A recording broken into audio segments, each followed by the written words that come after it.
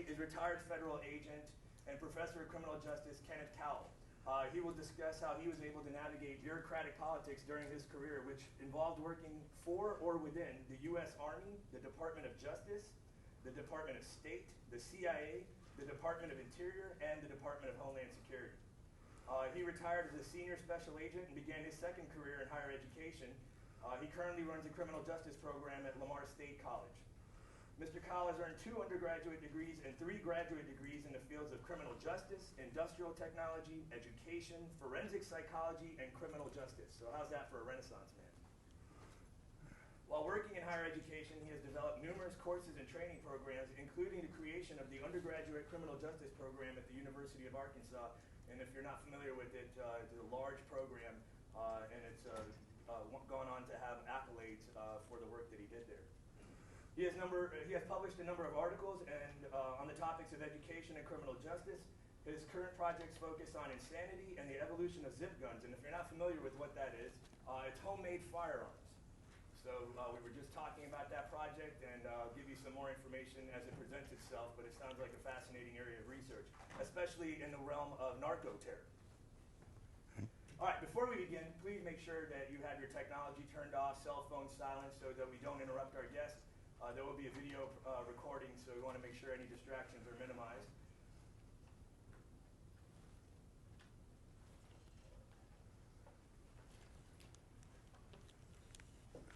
All right, welcome Professor Cowle to Brookhaven College.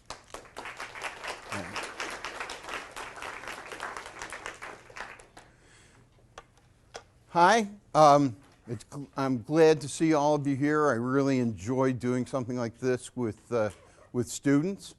I'm going to talk about a variety of topics in the field of bureaucracies.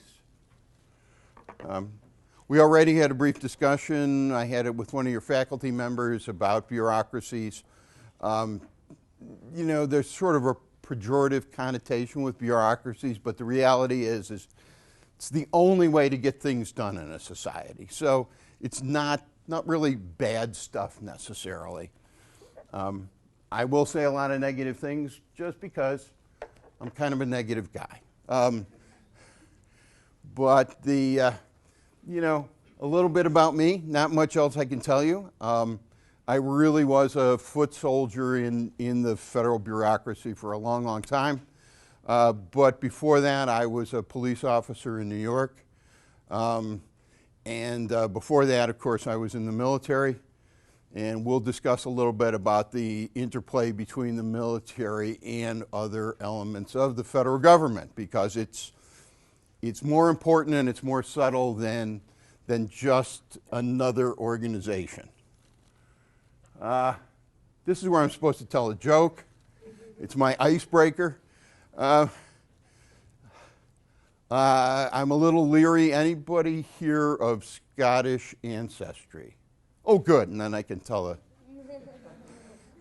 I had a faculty member recently who was in hot water because he was talking about welching on a bet. Somebody was Welsh and said that that's an insult, and he had to apologize to the student.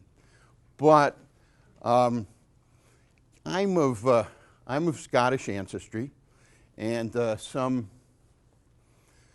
of my friends came to me recently, and they were chatting with me about being of Irish ancestry, and what big Irish holiday is coming up?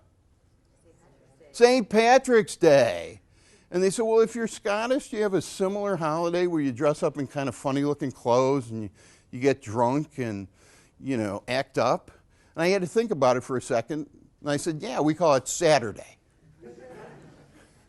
Anyway, so that's my icebreaker.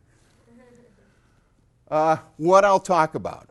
Well, I'm going to talk about the ins and outs of bureaucracy from kind of a low-level view. I retired as sort of a minor supervisor with the federal government, but I did work with people at higher levels, and as a matter of fact, my original training officer went on to become the director of the Drug Enforcement Administration. So I know people at various levels, and I've gotten some insights about it. What I won't talk about, What won't I talk about? I'll talk about anything, at least according to my ex-wife. But what I generally won't talk about is theories. Your instructors are far better at doing that than I can, and I've only taken one government course in my whole life. I was an undergraduate. That was about 35 years ago. And the only thing I remember about it was that the instructor was really overweight. So I can't give you much there. My first topic. Oh, yeah. Anybody have any questions now beforehand? I mean, not like, why is there air? Yes. Yes, I was. Yes. I was in the military police. To make a long story a little bit longer, back in 1969, I had screwed around in college, and the government came to me and said, we're having a little problem, can you give us a hand? And then they said, you got a choice of being in the military police or being in the infantry. And the military police just really seemed like a better bet at that time. So I stood in an intersection surrounded by sandbags and directed traffic. I said, move those trucks up the wars this way, boys. 1969, 1970, 1971. Anyway, so, and then I was a criminal investigator for a while after that for the U.S. military, which is a great job. I loved it. Anyway, anybody else? Yes, sir. What's a bureaucracy? My simple definition is it is a government entity designed to administer some policies. Does that seem reasonable? By the way, for all of you people who teach it, is that reasonable? Okay, that's what it is, and that's what it does. Is that it? Goals. What are the goals of bureaucracies? What do bureaucracies want? Well, they all want the same thing. They want more. You know, bureaucracies never go away and they never get smaller. Or most of the time they don't go away, and most of the time they don't get smaller. Because, you know, they're not here to administer those policies that we talked about, although they'll do that. They're not here to, you know, save the people money. And as a matter of fact, we'll talk about how they're actually designed to spend money. And they want more control, because more control gives you more people, more money, and ultimately allows you to get bigger. So government bureaucracies, federal government bureaucracies, really get bigger. When I started in the federal government, there were about 6,000 agents in the FBI, maybe a bit more. Anybody want to take a shot at how many people are agents in the FBI now? About 20,000. Has federal crime expanded that much? Well, we'd have to be reproducing at the rate people were during the baby boom to do something like that. Why do we have so many more agents? Well, because bureaucracies get bigger. Everybody in the federal law enforcement bureaucracy loves the second George Bush. Why? He showered them with money, right? He showered them with more people. What's the big deal about getting more people? Why do you want more people? More jobs. The pyramid gets bigger, and the people at the top are at the top of the pyramid, right? So they're higher up. So I know this will sound a little disjointed, but I had to throw this in. What's technocentricity?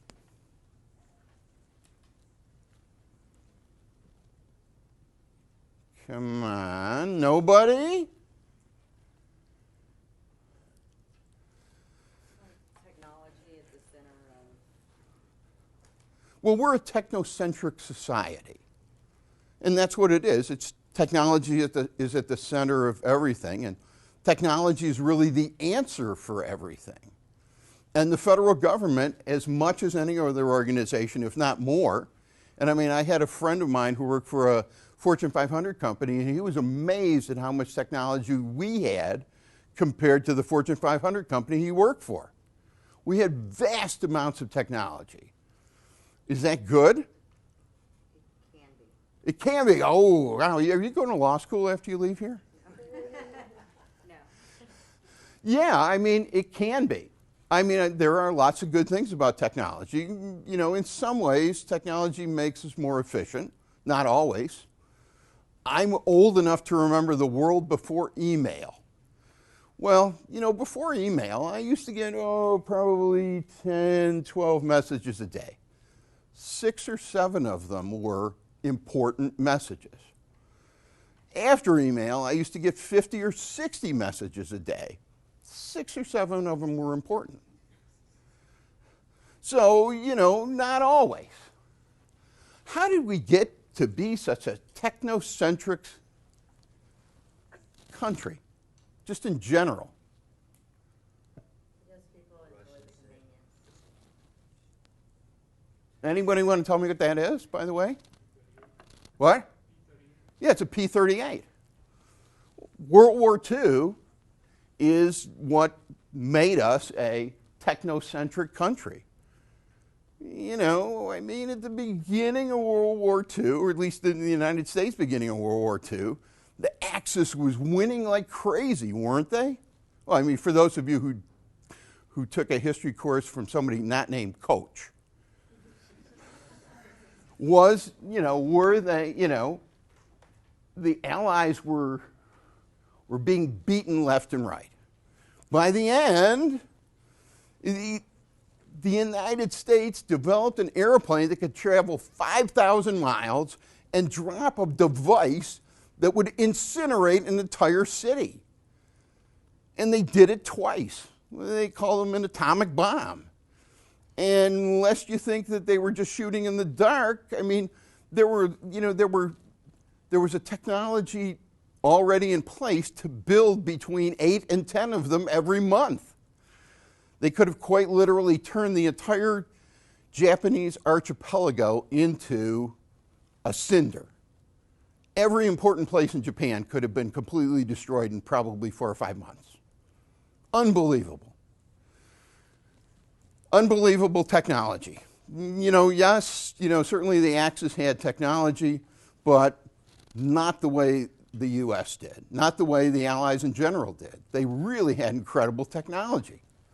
I was just reading something recently where they had an interview with Winston Churchill's #1 military advisor. And they asked him, why do the Allies win? And he said, because our scientists were smarter than their scientists.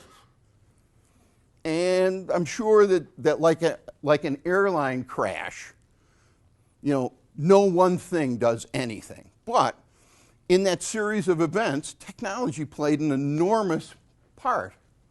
So, is technology good? The same question I asked when I first started this. Yes? Sometimes. Are there things about technology that might not be the best in the world? Let's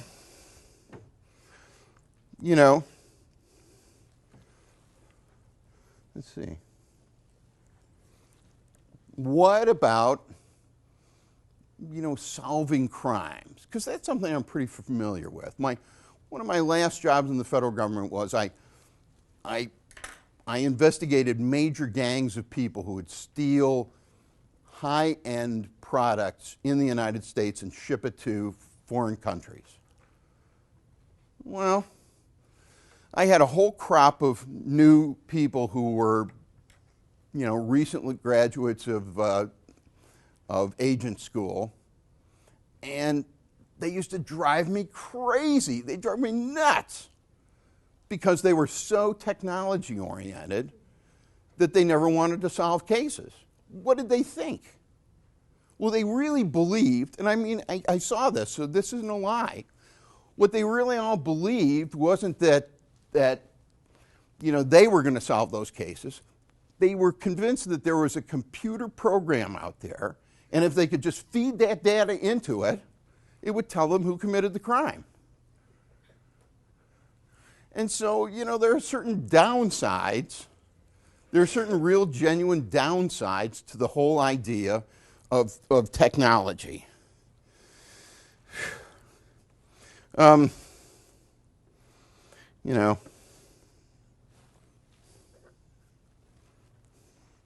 me see, I think, oh yeah, satellites. That's the other thing.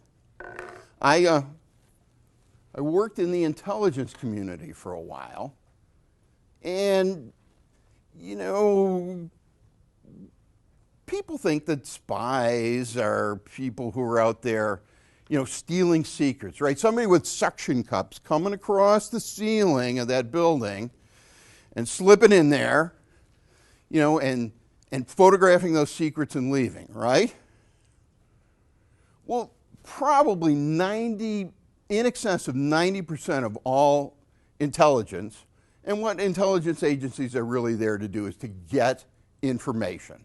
I mean, that's the focus of their activities, is to sweep up information and to bring it to the United States and to keep our information here. 90% of it is gained by technology, usually satellites. What's the problem with satellites? What's the problem with relying on satellites? There's a solar flare or something that can be knocked out. There's a man who is steeped in technology.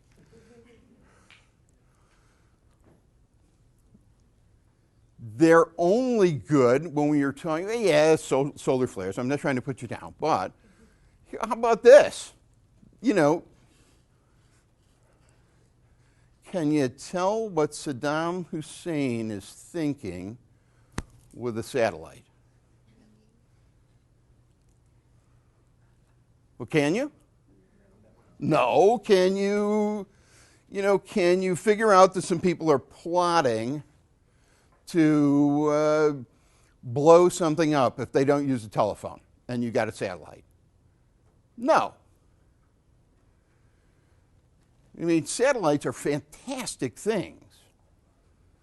As long ago as when there were problems in Lebanon, and they were kidnapping Americans, and this isn't a big secret, so I can tell you. They would instruct people who were there, who were in danger of being kidnapped, to get their captors to take them outside at a certain time of the day and have them look up. Because guess what? You could actually use a satellite to look for that person in Beirut, a city with over 1 million people in it, and you could pick their their picture out and know where they were. So, I mean, the technology is fabulous, but it only goes so far. So, I'm kind of on the other side, that I think that the most important thing you can have to solve your problems is what? Well, common sense might be a way to put it, or a brain. And I'm going to use this buzzword so I can make all of your instructors happy. You got to be able to think critically. Because critical thinking is really what ultimately helps you out. It really helps you solve problems. So, let's see. How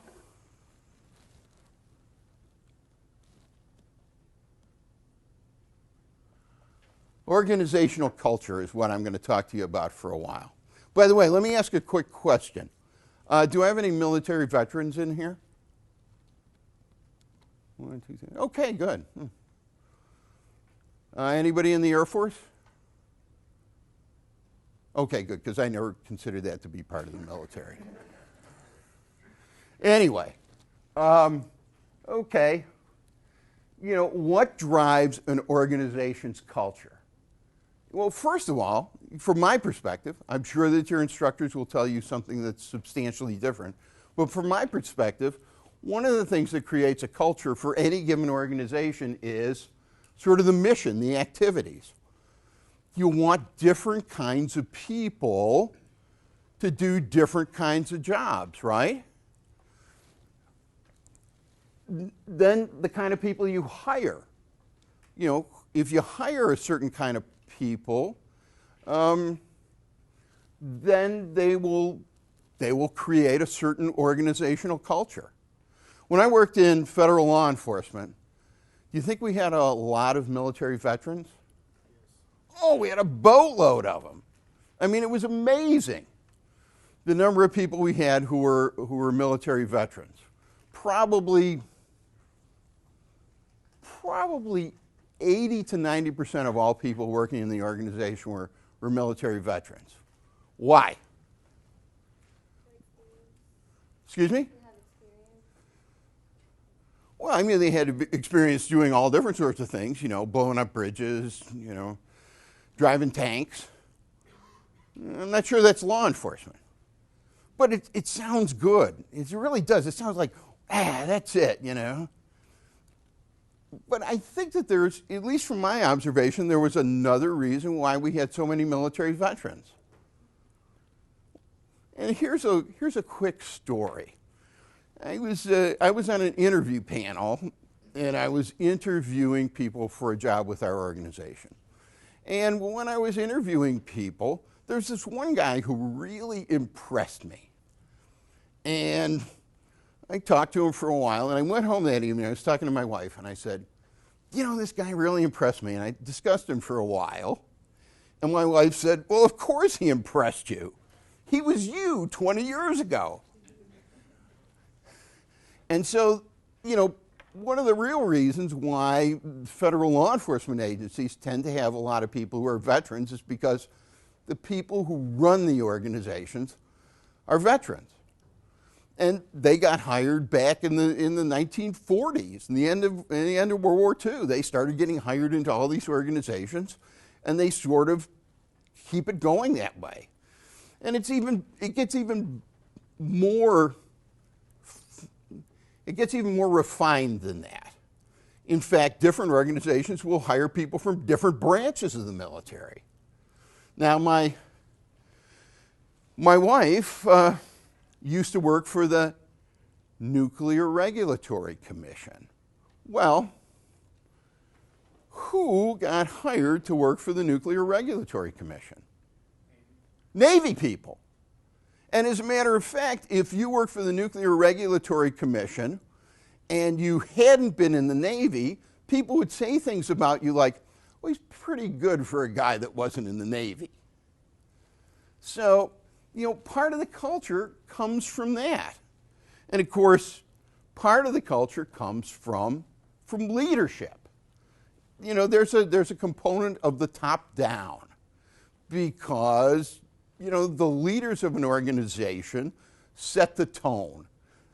You know, particularly in law enforcement, do you think that leaders lead? The answer is no. They really don't. They set the tone, they give some direction, but they don't, operationally speaking, they don't really lead the organization. Not the way you would think. You know, that's just not how it works.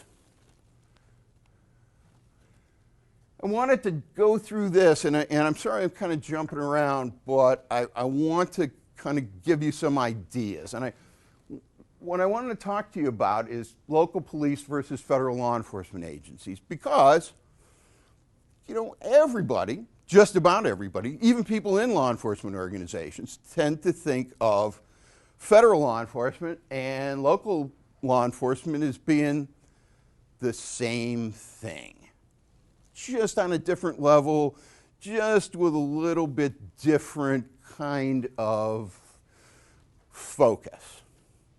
I'm going to suggest to you that, in fact, nothing could be further from the truth than that. They're two entirely different things. For instance, service versus arrests. Local police are really there to serve you, and they do a lot of service. When I was a local police officer, if somebody had a smell of gas, and you can see I'm not from around here because people used to heat their homes with gas. Anyway, we would get called, and we would go out there and wait around while the people from the gas company came over there. Do you think federal agencies ever respond to stuff like that? Do they really respond to any non-law enforcement activities? One of the things I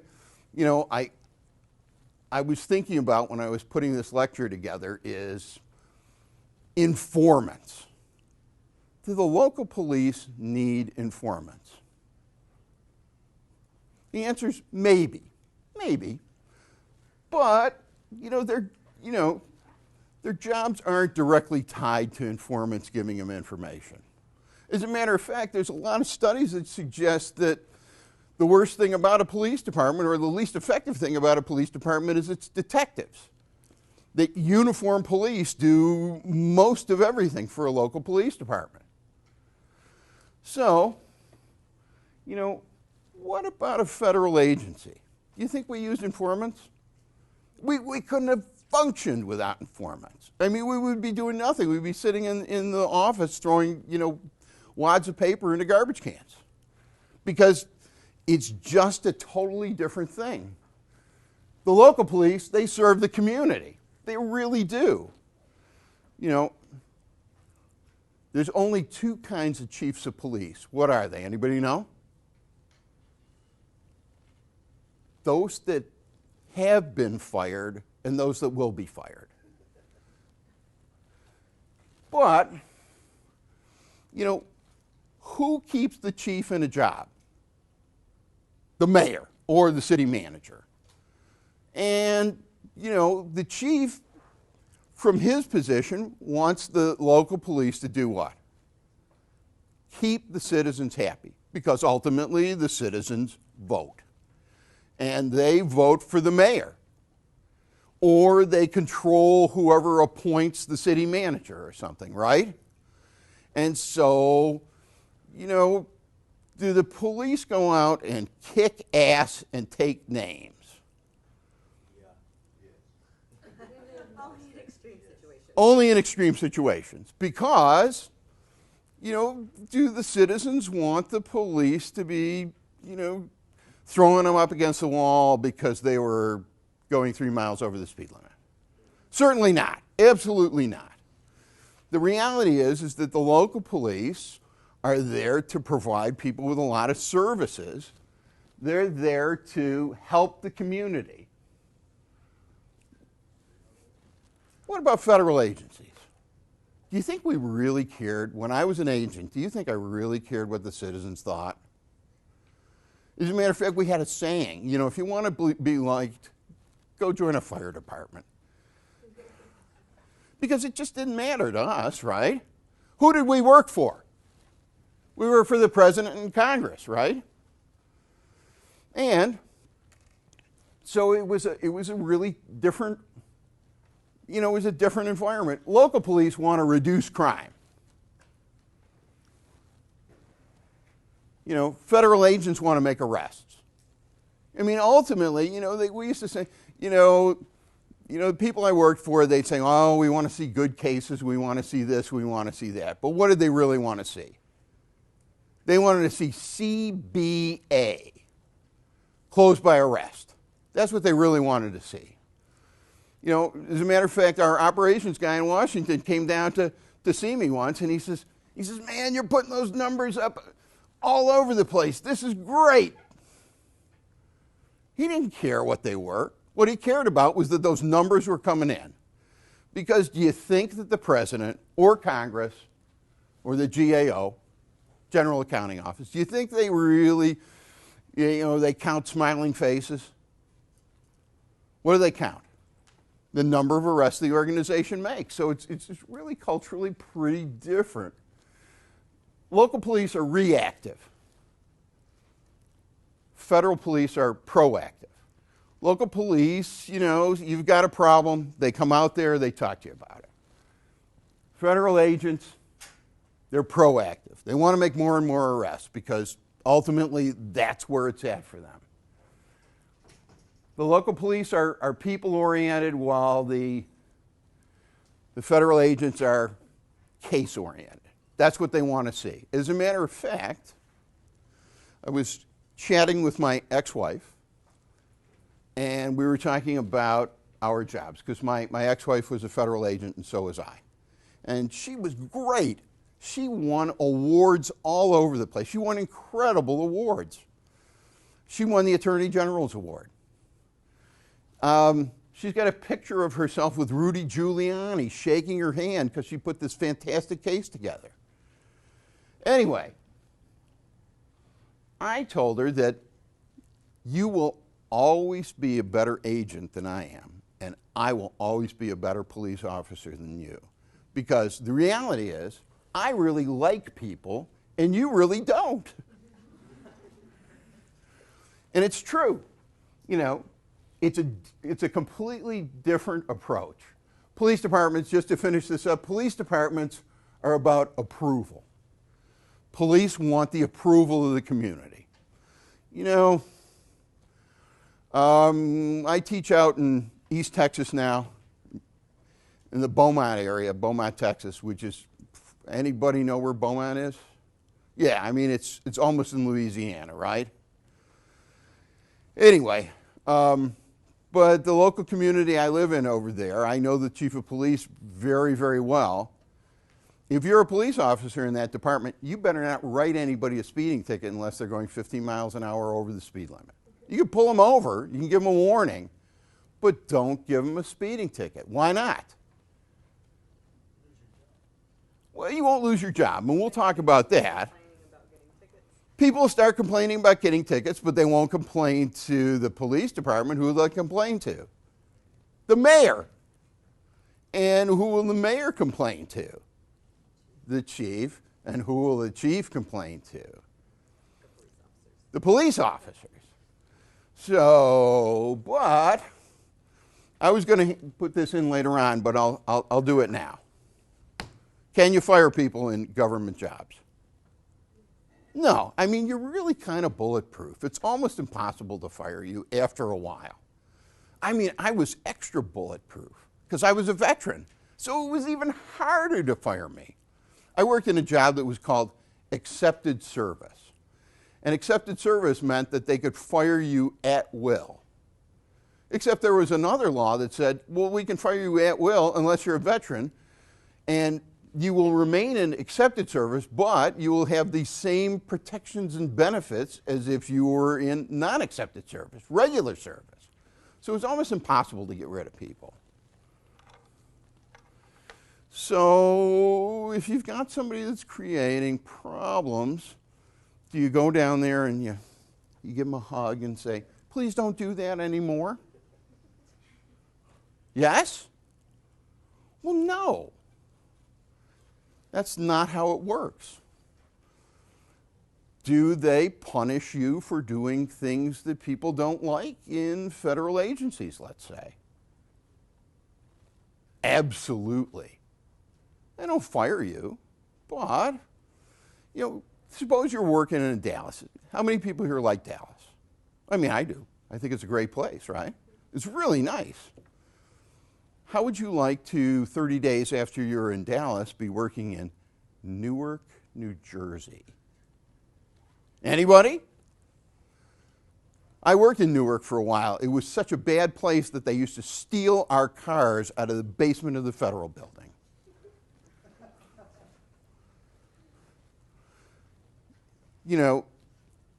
It's a rat hole in any direction as far as you go. The FBI is notorious for sending people to Butte, Montana. Anybody been to Butte? Well, it's kind of this, don't think of it as this beautiful mountain state, because that's at the other end of the state.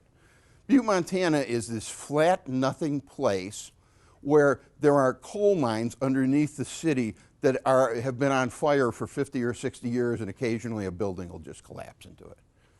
It's not a nice place. Now, if you're working for a local police department, small police department's a little bit different, but if you're working for the New York City Police Department, can you be punished? Sure. You're just punished in a somewhat different way. For instance, New York is huge. Anybody been to New York at least? Yeah? Okay. Big place, right? Big place. Well, suppose you're working in a precinct in Staten Island. How much longer is it going to take you to get to the Bronx? Huh? A while, an hour at least, depending. Anybody ever see the TV series The Wire? Well, one of the things that they have there, and I think it's really one of the most realistic police shows I ever saw. The deputy chief asks people who have screwed up where they least like to go when they're being transferred out of their job, and then guess where he sends them? Right there. So, just because people don't get canned right away, and I mean you can still get canned from an organization. It takes a lot more than it does from the corporate world to do that. It's there. And this is the last thing I wanted to show you because it's kind of interesting, and it's one of my observations. The quality of people in police departments as opposed to the quality of people in federal agencies. I've come in contact with police officers from all over the country, everywhere. And I've met people who work for police departments that scared me. I mean, I would think, how in God's name do they allow this person to carry a firearm? But I also met people in local police departments who are incredibly talented, skilled people. I don't know if you guys know this, but there's a detective that works in Texarkana who's a cardiologist. There are people who have worked for Fortune 500 companies as senior executives who work for the South Lake Police Department, for instance. Again, there are also people that just, I can't understand how anybody hired them. But I never met anybody who was really dynamic who works for a federal agency. And I never met anybody who was a world-class screw-up either. And the answer is because the system is really designed to homogenize people.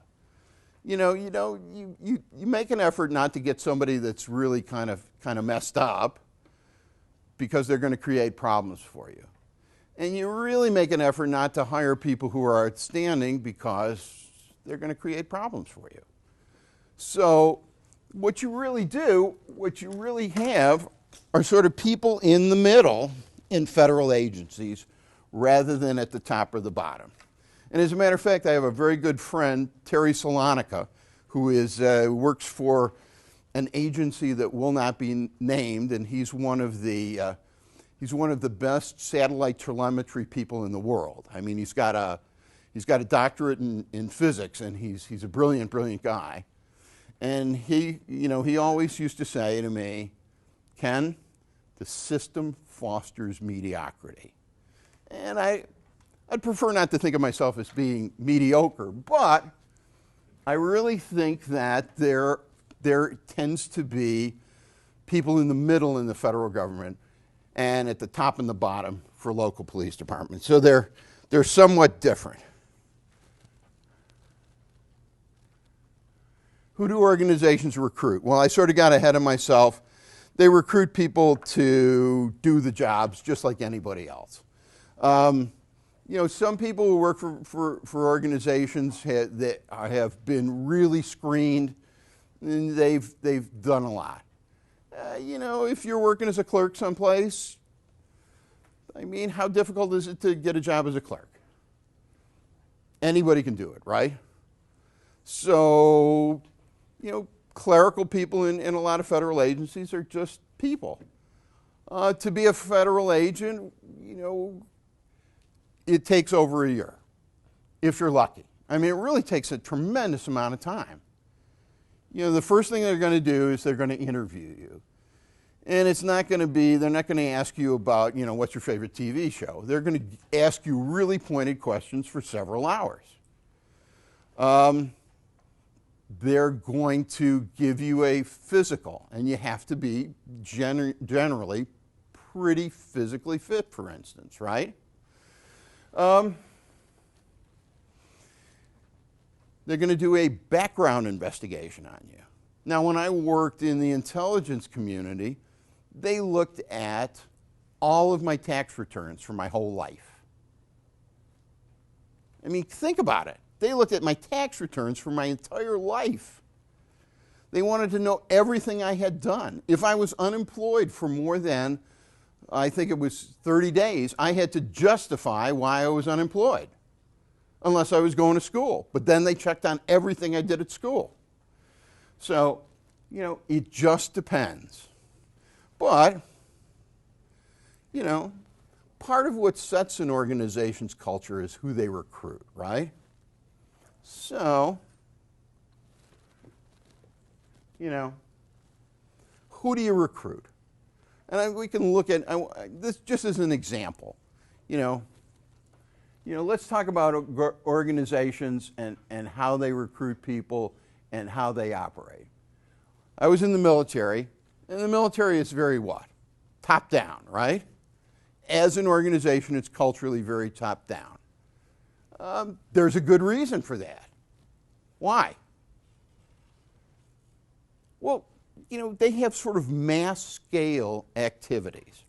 I mean, you generally, except under very unusual circumstances, you don't invade a country with a couple of hundred people, right? You need a lot of people.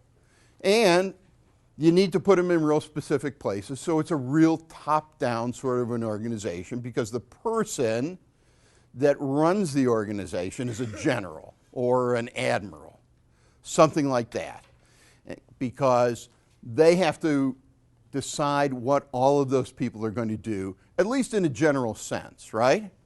So it's really kind of top-down. And, you know, who does the military recruit? Who are they looking for? Well, at the bottom, they're looking for warm bodies, right? But at other levels, they're looking for other kinds of people. My daughter, who's, you know, a wonderful young lady and very attractive, she was dating a guy who had been a Navy pilot. What kind of a person do you think he was? Who said that? Absolutely. He was a jerk. But do you want somebody who's arrogant to be a Navy pilot? Yeah, you really do. I mean, think about it. You know, if you're coming at that aircraft carrier at 150 or 160 knots, you know, and you've got to land on it at night in a rough sea, do you want somebody who's incredibly arrogant, who believes they're bulletproof? Oh, absolutely, right? As a matter of fact, a friend of mine was a psychologist for Delta Force. What kind of people do you think they want for Delta Force? Just regular guys? Top dogs. Well, yeah, kind of top dog. Actually, they test people who have limited conscience. That's one of the things they want, is somebody that doesn't have much of a conscience. And I said, well, Tim, what do you mean they don't have much of a conscience? He says, well, you want a guy that's going to be able to go upstairs, you know, shoot two people to get to the guy he wants to shoot, kill him, and as he's coming downstairs, he's thinking to himself, I wonder what's for lunch. Because that's the kind of people you need. But you need people who will follow orders. I mean, you really do. You need people who will follow orders.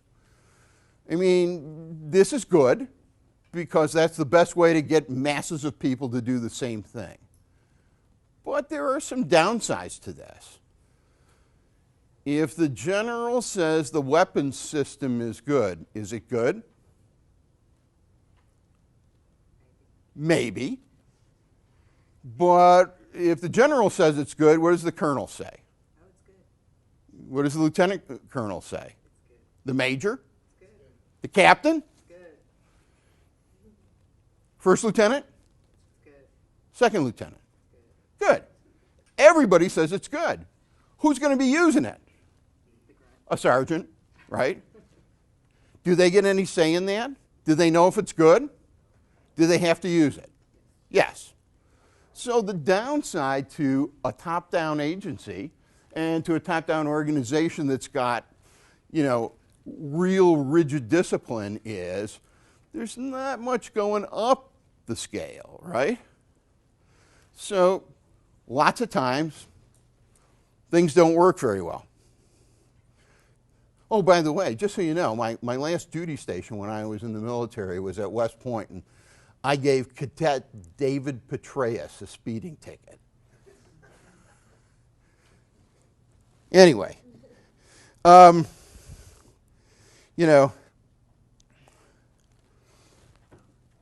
about law enforcement? Law enforcement is really a bottom-up kind of organization. I mean, certainly the director of a law enforcement agency gives out a lot of orders and makes a lot of pronouncements. Do people follow him? Sometimes, if you feel like it.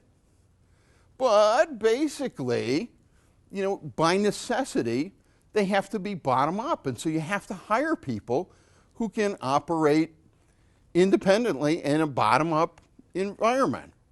Now, we all know that the President of the United States may have sampled some cannabis as a young man, right? Well, here's my question. Do you think that the director of the Drug Enforcement Administration has a high priority or a low priority for marijuana cases? And by the way, don't think that marijuana is legal in Colorado, because it's not. Because the state government says it is, but what does the federal government say? No, and the federal government always prompts the state. But, I'm going to tell you that the director of the Drug Enforcement Administration probably isn't sending out a lot of memos saying, we want to see a big priority on marijuana. So if you're an agent and you go out and arrest somebody for marijuana, you can't arrest somebody for having a joint in their sock. You will get in trouble for that. But say there's a big marijuana grow in Farmers Branch, and you kick the door in and you arrest these people, and there's $2 million worth of marijuana over there. Are you going to get in trouble? No. Is it a crime? Yeah, so the agency certainly isn't going to say, come on, this is a bad priority, what are you doing this for? So people have a lot more leeway in law enforcement in terms of what they do, and they tend to hire people who are more flexible as a consequence. What about the intelligence community? That's sort of an in-the-middle thing. For instance, what do intelligence agencies do? What's their job, their real job?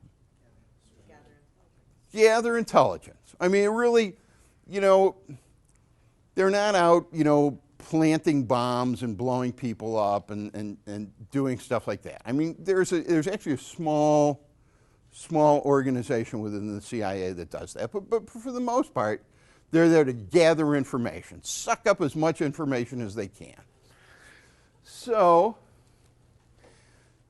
believe it or not, the intelligence community is sort of a middle-driven organization, because the people who really are the recipients of that information aren't the people at the top, except in a watered-down form, and they're not the people at the bottom, because they're just getting little bits here and there. The people in in intelligence agencies are kind of people from the middle. And so there's almost sort of a managerial view of people who are running the organization, because they're sort of right there. They're in the middle. Now, just so you guys know, because I've sort of kept in touch with people, the good thing is at least the CIA isn't hiring just Ivy League people anymore. They're looking for a broader range of people. But once upon a time, I mean, if you wanted to work for the CIA, you better have graduated from an Ivy League school, Harvard. And as a good example, why did you have to go to Harvard or Yale or Princeton or Brown or something like that to get a job with the CIA? The best of the best. Well, if I had a longer time to lecture, I could tell you that lots of organizations don't and shouldn't hire the best of the best. But who's John Foster Dulles? Anybody know? No. No, please, no. John Foster Dulles was the first director of the CIA. And, you know, just by the sound of that name, where do you think he went to school? Well, Princeton, of course. And actually, the person who started the precursor to the CIA was a guy named William Donovan. And where'd he go to school? Harvard. And so, that's one of the reasons that they have Ivy League people there, or a big reason why they have Ivy League people there. Political appointees. I love them. Who are political appointees? Well, they're a small group of people at the top of the federal government who in a titular sense run federal agencies. And when we think of these people, we think of people who are cabinet members, right? But there are there's boatloads of people who are at the sub-cabinet level who are in federal agencies. Lots and lots of them. And how do you get to be in one of these appointed positions? You get on the good side of whoever's appointing the position. Well, in some ways, yeah. Not always. Not always. And I wanted to dispel that. I mean, one of the ways you get into one of these positions is it's a parking lot for political cronies. If your nephew Billy graduated from college and you're not sure what you're going to do with Billy, and you have just contributed $250,000 to the committee to re-elect the president, well, you can get Billy a job someplace as an under-assistant secretary of something or other, where he'll do something, right? But, who's William Gates? No, different Gates. He's the Secretary of Defense. Now, he's a brilliant guy. I mean, he really is. I mean, we've had secretaries of state and secretaries of defense who have just been absolutely flat-out brilliant people. And they're there not because you want to park them someplace, but why? Because they've got some fabulous ideas that are necessary for the U.S. government. And so they become the heads of some pretty important agencies. By the way, this is the head of the Department of Labor. I'm not even sure who he is, and I bet nobody could even recognize him, right? He could walk by you on the street and you wouldn't know him. But, that's another reason why people are in these jobs. Now, here's the interesting thing. What do these political appointees do? Well, the Secretary of Defense really does something. But lots of political appointees really don't do much of anything. They're there for other reasons. A, as a parking place, or B, because you get a security detail. And there's nothing cooler than a security detail, right? People here familiar with what a security detail is? It's like 3 or 4 armed federal agents who are your personal lackeys. They drive your limo for you. They take you home. You know, if somebody calls you a jerk, they rough them up a little bit. You know, you're completely protected. It's so cool. You got all these guys with guns surrounding you all the time, right? So, you know, it's an ego thing. I won't tell you which agency, but there was a director of a fairly large federal agency, and he was the administrator. And so he had a bunch of franked papers, you know, documents, whatever, that said, you know, Joe Blow administrator, right? Well, he couldn't have that because he was the administrator. So what do you think he did? He had all this frank stuff thrown out and replaced with something that referred to him as the administrator. And by the way, he had a special office made for his wife next to his office so that she could help him with his social activities. You know, but I'm going to tell you, it's kind of interesting because do these people, generally speaking, control organizations? Nah, not really. They actually are insulated by people who kind of just keep them happy, and that's their job. You know, yes. I was curious what your take was based on this conversation of the guy who said that he was in Pakistan working on with the CIA on capturing Al-Qaeda guys, and that was the reason why he couldn't do his federal bureaucratic job. And in fact, he had been out biking and walking in his local Virginia community the whole time. Catch that story about a month ago?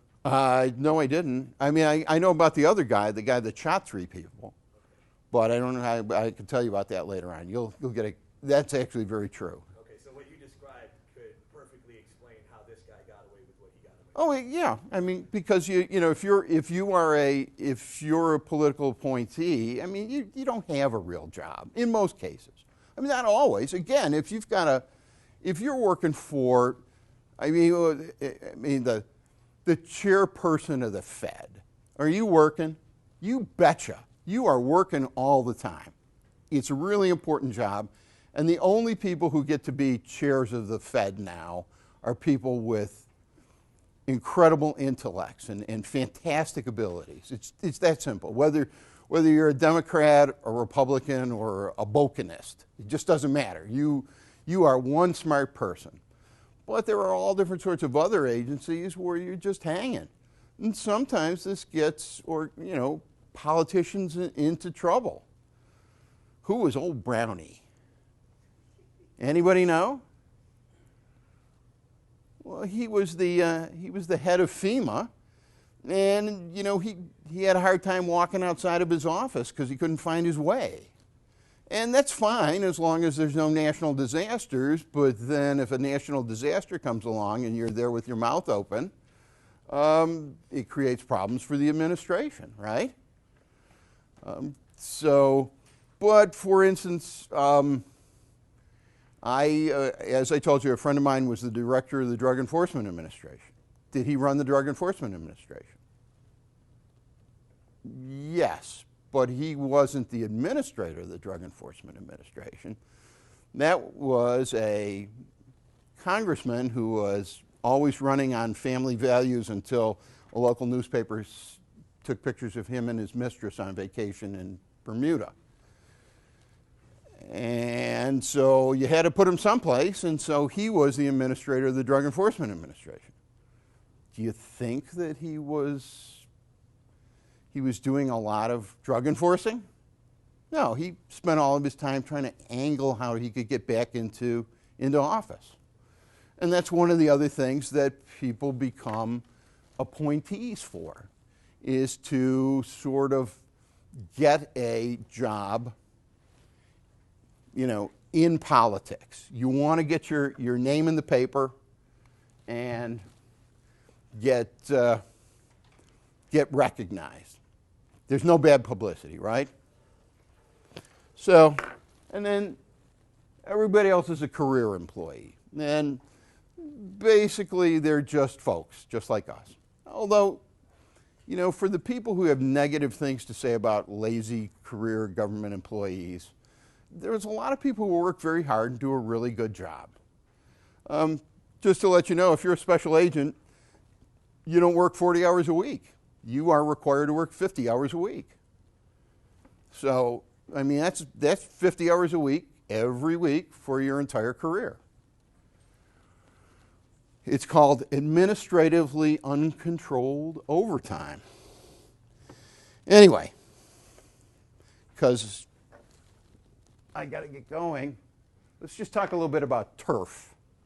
I love turf. You know, getting back to the beginning when we talked about how agencies want to get bigger, what do you want to do with your turf? You want your turf to be bigger, right? You want more stuff to do if you are in an organization. The organization wants more stuff. Boy, I love air piracy. That is so cool. Who is responsible for air piracy?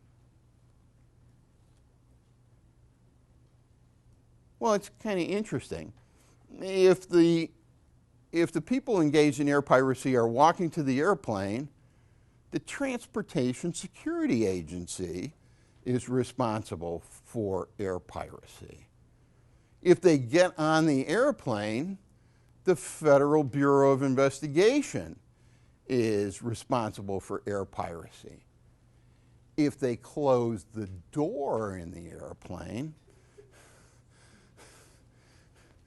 the air marshals are responsible for it. And if the plane leaves the ground, the Federal Aviation Administration is responsible for it. And people in these organizations will jealously guard this. They will fight about this because, you know, turf is everything, because that's how you get your organization's responsibilities, is what you're responsible for. The FBI and the United States Marshal Service had a 3 or 4 year battle going over who should be arresting fugitives. Yes, somebody? Okay. Who should be, Yes. So if somebody gets on the plane that's going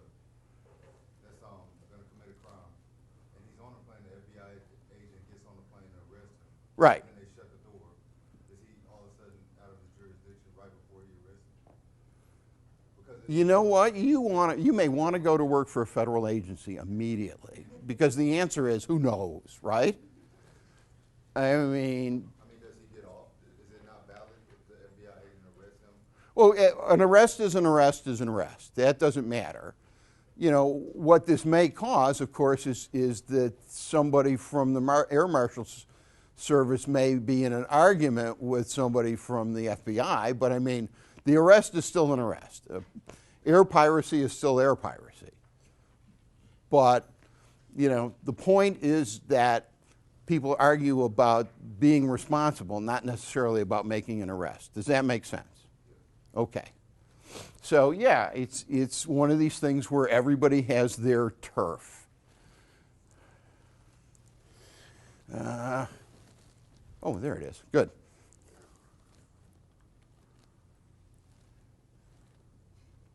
Come on, don't do this to me.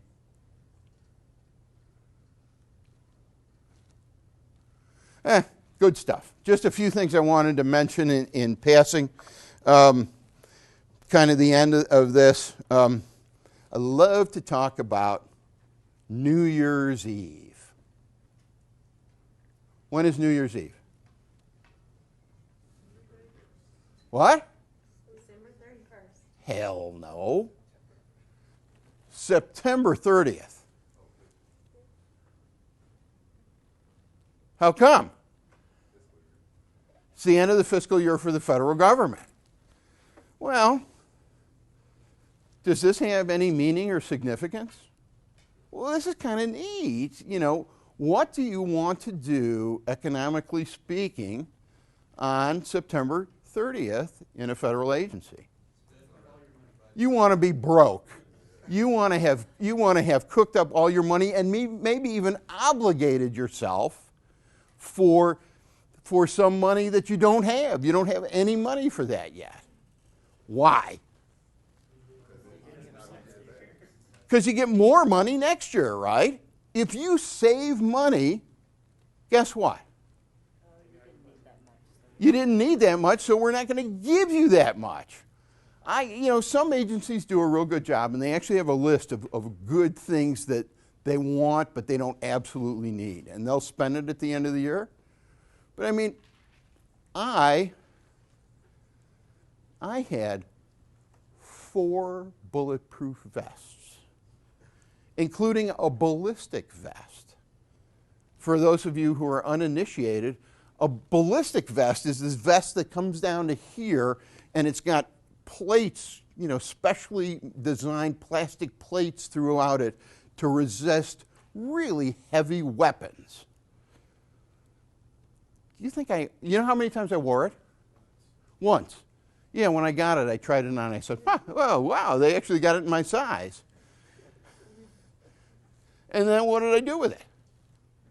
I left it in the office. I had it hanging up over there so people would come over and see me and they go, "Ooh, wow, that's cool," Did I ever use it? No. I had a real thin vest, and if I was going out to make an arrest, I'd throw that thing on. That's it. Why did I have those 4 vests? Why? It's the end of the fiscal year. You had to spend money on something. They put all new sirens in our cars one year. So, that's how money gets wasted, along with a lot of other things. Anybody here familiar with Alien Gonzalez? Who's Alien Gonzalez? He was the little boy, Florida. Yeah, he was brought over to America. Well, I was intimately involved with Alien. And I was assigned to a group of people who was going to snatch Alien up and put him on a plane back to Cuba, because ultimately, legally, he needed to go back to Cuba. There's no doubt about it. I watched as an unnamed government agency went out and chartered an airplane to fly people, just literally flew all around the United States and picked up federal agents and brought them to Miami before Alien was arrested. Why? Because people were worried that the Cuban community was going to burn down Little Havana. I got to tell you, they weren't going to burn down Little Havana. Why not? Who do you think built Little Havana? The Cuban community. They were the people who created Little Havana. You think they're going to burn it down? But one of the things about government is that people that run these organizations are incredibly risk averse. And we allow them to spend money. Now, the chances that people would have actually burned down Little Havana are about 1 in 10,000. But, anybody here see Casino? Well, at the end of Casino, they're talking about, who might snitch them out and who might not. And so they're shooting everybody they thought would snitch them out. And they're having a conference about this, and one of the gangsters said, first guy says, he won't tell. And the second guy says, used to be a Marine. He'll keep his mouth shut. And they go down the list of all these mobsters, and each one says, no, we don't need to worry about this guy. And the last guy says, why take a chance? And they go out and shoot the guy. So the same thing is true in the federal government. You know, people are at a position where they're risk averse. And believe me, if by some incredible set of circumstances somebody would have burned down Little Havana. Actually, the only thing they did was they did throw some matches into a large garbage container and it caught fire. That was it. Anyway, so any more questions? Nobody? Why is there air? Something? How come the sky's blue? It's not. It just looks blue. During the Elian Gonzalez event, Yeah. what was your read on Janet Reno and the other things that were happening back in Washington at that time? I have a particular dislike for Miss Reno, so I might not be the best person to ask that question of. Some years before that, when she was in Florida as a prosecutor, she tried to indict a friend of mine for murder when he was investigating a drug crime, and the individual he was investigating hit him with his car and threw him on the hood, and he pointed a gun through the windshield and said, "Stop or I'll shoot you," as he's driving down the street at 60 miles an hour. He failed to stop, so he shot him through the head. And Janet Reno tried to have him indicted. So I'm not the guy to ask. Yes? I was going to ask, just a thought. Do you think all the organizations, the federal organizations, have an incentive to rise above one another? Well, I hate to say, because I'm not sure what you mean by rise above. Being kind of control the other organizations. Oh, sure, absolutely. I mean, not all of them, but everybody would love to suck up some extra people. Several times the FBI tried to take over the Bureau of Alcohol, Tobacco, and Firearms, believe me. Anytime you give somebody power, control, and money, they're going to try to get more of it. Sure. And I mean, it's all about power. I mean, it's really not about money. It's about power. You know, I mean, the highest paid person in the federal government is probably making $150,000, $160,000 a year, which, you know, I mean, it's a lot better than what a lot of people make, but it's not a lot of money. Believe me, it's not a lot of money. I mean, for instance, why do you think somebody becomes a federal judge? Because they want money? There are just boatloads of attorneys making more money than federal judges are. Believe me. Yes, more. Something else. Yes, sir. In your experience, did you ever talk about kinetic bombardment, that military tactic? Kinetic bombardment. I used to carry a 8-shot 45 caliber pistol and an M16, and I never fired either. So I don't know what kinetic bombardment is. It's just dropping huge projectiles from space. That was I was pre-Reagan administration, so. What do you think about the creation of the Department of Homeland Security? I think, as somebody that was employed by Homeland Security, I have to say, I think that it was a good idea, but like everything else, you know, you can't create it overnight. It's, you know, don't expect. There was sort of an expectation that, you know, the Department of Homeland Security would have, you know, teething problems for 6 months or a year. And in fact, a government agency is going to have teething problems for 10 or 12 years. And so, you know, it will take a long, long time to have it become cohesive as an organization. But I thought it was a good idea. I thought it was a good way to consolidate people. And quite frankly,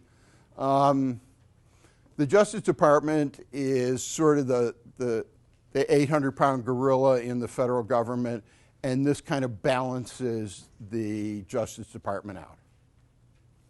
Okay, we can take one more question. Or not. What are your views on the The NSA? Good, not great. It's a good organization.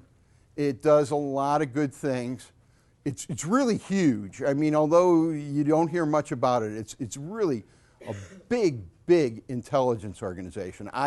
Well, I don't know if it has more people than the CIA, because nobody knows how many people there are in the CIA or the NSA. It's got a lot of people. It does a good job, but it's got some morale issues because it's so huge that, you know, it's a place where it's so big that you can hide out if you want to, if you understand what I'm saying. I will tell you one last quick one. You'll like this. When I went to work for an intelligence organization, the first day there, they greeted me, and they said, "We're going to get you a higher clearance than you have right now." And I said, "Well, what clearance are you going to give me?" And they said, "We're going to give you the highest clearance there is." And I said, "You're going to get me a Q?" Which is actually a nuclear weapons clearance. And the individual who's talking to me says, "No, it's higher than a Q." And I said, "Well, I didn't think there was anything higher than a Q." And the guy said, "There is, but it's a secret." I'm serious. Anyway, you guys have a great day. You've been a fantastic audience. Thank you so much.